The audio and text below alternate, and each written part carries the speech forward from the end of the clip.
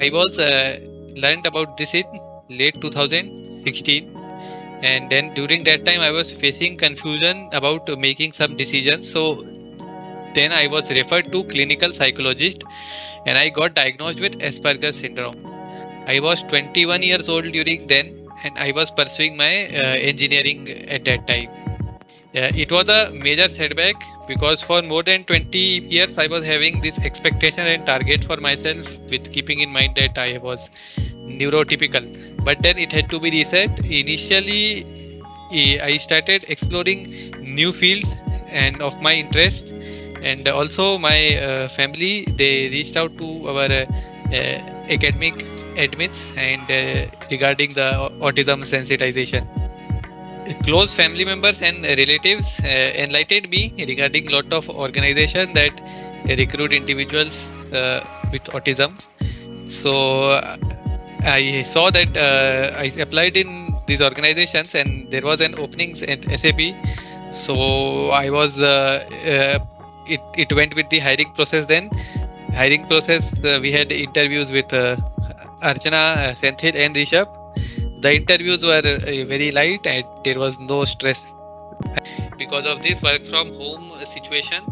Uh, a lot of people like me who really want to improve their social skills and improve their communication skills, they the work from home situation is coming as a very major obstacle. So I remember when I was working and I was very confident that I will able to improve my communication skills before the work from home and the pandemic. But then suddenly the pandemic happened and I was never able to assess later that how much improvement am I really doing now. All I would like to share is that whenever you feel that you need something and you have some specific personal needs, so you should never hesitate to share it. And So in this day and age, I think having diverse teams or inclusivity at workplace is no longer uh, a nice to have, but I think it's a must have, and not just because it is something which should be done more for say purpose or for CSR, but it is something which needs to be done more for your business as well. And I think that's the reason why companies all along are, I mean, all around are looking for diversity in candidates. And if we talk about SAP as well, I think we were probably the first ones or one of the earlier ones to identify this. And I think people in the neurodiverse space is something that we have been hiring for quite a few years now. And when we talk about specifically neurodiversity, what we see is that there are certain skills which they bring to the table. I mean, they are wired in a different way, and that's something that most of us are aware by now. Things like focus, things like logical thinking, things like loyalty. I think these are some of the values and traits which people from this space bring to the table, and I think this is something that the organizations can get hugely benefited from. For example, I mean, if I just talk about Siddharth, I still remember when I interviewed him, he was shy but still confident in whatever that he was speaking. And once he kind of came in and was a part of the team, I think there was just no looking back. In the first year itself, he went on to win the award for the best newcomer, and has been doing great since then. What is also very important and to note is that, I mean, it's more the whole ecosystem which is important. So it's not Siddharth alone, it's the way the team kind of rallies around him. It's the way, I mean, people are with him. I mean, understand what is it that would make him work or be his best. I think that's what really makes this special. More than me, my team was super happy in having Siddharth.